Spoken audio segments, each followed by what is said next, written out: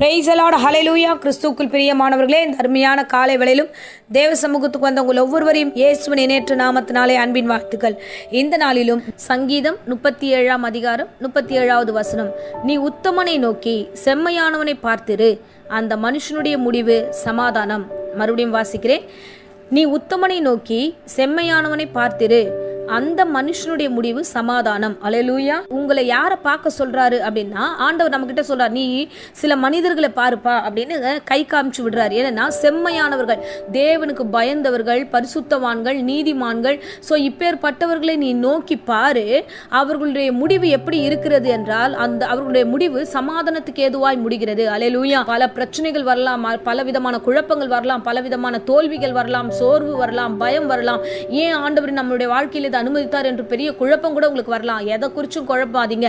இப்ப இருக்கிற சூழ்நிலையை குறித்து, எந்த காரியத்தை குறித்து முடிவு எடுக்காதீங்க. இந்த பிரசன்ட், இந்த டே நீ எந்த முடிவு எடுக்காதீங்க. இந்த சூழ்நிலையில கர்த்தர் என்ன சொல்லுங்க தெரியுமா, நீ முடிவை பாரு, எல்லாருடைய முடிவை பாரு, செம்மையானவர்களோட முடிவை பாரு, எனக்கு பயந்து ஊழியம் செய்த ஒவ்வொருடைய முடிவை பாரு அப்படி என்று கர்த்தர் நமக்கு ஒரு மேற்கோள் காமிக்கிறார். பாருங்க, ஆபிரகாமை குறித்து பார்க்கிறோம். தான் தாய் தகப்பனை விட்டு வெளியே வரும்போது அவர் பலவிதமான குழப்பத்தோடு வெளில வந்திருப்பார். ஐயோ, நான் எந்த தேசத்துக்கு போவேன், நான் எப்படி போவேன், நான் என்ன பண்ணுவேன், அவருக்கு ஒண்ணுமே புரியல, யார்கிட்ட போறதுன்னு தெரியல. ஆனா கர்த்தர் காண்பிக்கிற வழியில் அவர் நடக்க ஆரம்பிச்சார். அவர் நடக்க ஆரம்பிச்ச பொழுது அவருக்கு ஒன்றும் தெரியாம இருக்கலாம். ஆனா கர்த்தரை பற்றி கொண்டு அவர் நடந்து போன போது அவர் வழிகள் எல்லாம் கர்த்தர் அவனை காப்பாற்றினார், அவரை பத்திரப்படுத்தினார், எல்லா நாசமோசங்களுக்கு விலக்கி காத்தார்.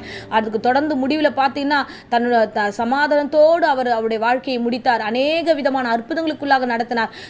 கிளம்பி வெளியில வரும்போது பரதேசியாய் வந்திருந்தாலும் ஆண்டவர் முடிவுக்குள்ள அவர் பார்க்கும்போது பார்த்தா பூரண சமாதானத்தோடு பெரிய ஐஸ்வர்யவானாக, செல்வந்தனராக அவர் அவருடைய முடிவை ஆண்டவர் ஆசீர்வதித்து கொடுத்தார். பாருங்க, ஆரம்பம் ரொம்ப முக்கியமா இருக்கு. அந்த ஆரம்பத்துல நீ பயந்துராத. நீ பயந்து இந்த வேலையில விட்டு விலகி போயிட்டேன்னு வச்சுக்கோ, அப்புறம் முடிவு சமாதானத்தை நீ போய் பார்க்கவே முடியாது. இப்பொழுதே நீ அந்த ஆரம்பிக்கும் போதே உன் முடிவை நீயே கொடுத்துக்காத. ஆரம்பம் எப்படி இருந்தாலும் சரி, அந்த முக்கியமான அந்த நாட்களை எப்படி தொடங்கினியோ அதை தொடர்ந்து ஓடிக்கொண்டே இரு. முடிவு பார்த்தீங்கன்னா சமாதானமா இருக்கும், முடிவு பார்த்தீங்கன்னா ஆசீர்வாதமா இருக்கும், முடிவு பார்த்தீங்கன்னா கர்த்தர் கூட இருக்கிறது அநேக புறஜாதிகள் பார்ப்பார்கள். ஹல்லேலூயா. இந்த முக்கியமான சூழ்நிலையில ஆரம்பித்த ஸ்பீட்லயே எதையும் விட்டுறாத. ஆரம்பிக்கப்பட்ட ஜெபத்தை விட்டுறாத, ஆரம்பிக்கப்பட்ட உபவாசத்தை விட்டுறாத. எந்த இடத்துல கர்த்தருடைய ஆசீர்வதிக்க துவங்கினாரோ அது ரொம்ப முக்கியமான இடம். அதை தொடர்ந்து போ. அது போகும்போது பல ஸ்ட்ரகிள்ஸ் வரும், பல பிரச்சனைகள் வரும், பலவிதமான இடர்கள் உன் வாழ்க்கையில வரதான் செய்யும். எல்லா டிஸ்கரேஜான சில விஷயங்கள் வரதான் செய்யும். அதை எதையுமே பார்க்காத. அதுக்கு தான் அவர் சொல்லுகிறாரு, நீ உத்தமனை நோக்கி பாரு, செம்மையானவை நோக்கி பார்த்துக்கிட்டே இரு. உனக்கு முன்னாடி போன ஊழியக்காரங்களாம் எப்படி இருந்தாங்கன்னு பார்த்துக்கிட்டே இரு. அவர்களை கர்த்தர் எப்படி வேதாகமத்தில் அநேகர் ஆசீர்வதித்தார் என்று பாரு. நமக்கு ஒப்புவிக்கப்பட்ட இந்த வேதாகமத்தில் அநேக சாட்சிகளை பாரு. அந்த சாட்சிகளை தேடி தேடி வாசி பாரு. அவர்களை கர்த்தர் முடிவை எப்படி கொடுத்தார், முடிவை சம்பூர்ணமாய் கொடுத்தார், முடிவை ஆசீர்வாதமாய் கொடுத்தார், முடிவை மகிமையில கொடுத்தார். கர்த்தர் முடிவை கொடுத்திருக்கிறதை பார்க்க வேண்டும். ஆமென். இப்பொழுதும் தவறுதலா எந்த முடிவு எடுக்காம சமாதானத்தோடு காத்திருங்க. ஆரம்பிச்சது அவர் தான், முடிக்கவும் வல்லவராயிருக்கிறார். துவக்கம் ஆரம்பிச்சப்போ எவ்வளவு முக்கியமா ஆரம்பிச்சு ஓட ஆரம்பித்தீங்களோ முடிவையும் பாருங்க, நிச்சயமா அது நன்மையாகவே முடியும்.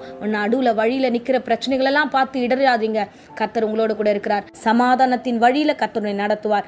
உன் முடிவு சமாதானமாயிருக்கும். ஆமென். இப்பொழுது உங்களுக்காக நான் ஜெபிக்கிறேன். அன்பு ரட்சகா, என் பிள்ளைகள் ஒவ்வொருவரையும் ஆசீர்வதிப்பீராக.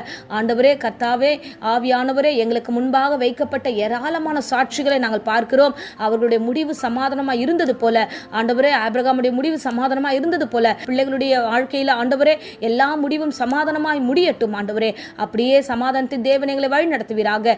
அப்பா, உம்முடைய கரத்துக்குள்ளாய் ஆண்டவரே என் சபையாரையும் என் பிள்ளைகளையும் ஒப்புக் கொடுக்கிற இந்த தேவ செய்தி கேட்கிற ஒவ்வொருவரையும் ஆசீர்வதியும், தொடர்ந்து வழி நடத்தும், காத்துக்கொள்ளும். இயேசுவின் இணையற்ற நாமத்தில் ஜெபித்து ஆசீர்வதிக்கிறேன் நல்ல பிதாவே.